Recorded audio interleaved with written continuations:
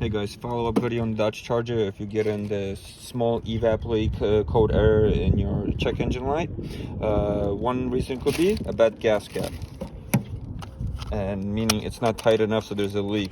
And as you guys can see, this one is kind of falling apart because it doesn't fully lock. I can actually just pull it off like that. So obviously that's not good. So we are going to replace this, and then we just pop this out.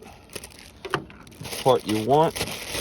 I recommend getting an OEM brand, not the aftermarket ones. The aftermarket ones on Amazon could be like 10 bucks, but they don't last. This was about 20-25 on Amazon. So that's the part number you need. This is a 2007 Dodge Charger. Should work for most years, at least 2006 through 11 or 10. But you want all this to be solid, nice new seal. Sometimes it's just the seal that's broken, so check that too before replacing the whole thing. Maybe just the seal. But we're just gonna pop this in here.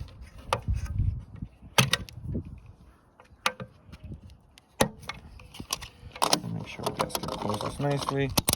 That's a nice tight seal. And that's not going anywhere. And that should fix your code error. And that's it, guys. If this is not it, I have a video link below to fix the other issue that may be related to this. Thanks for watching.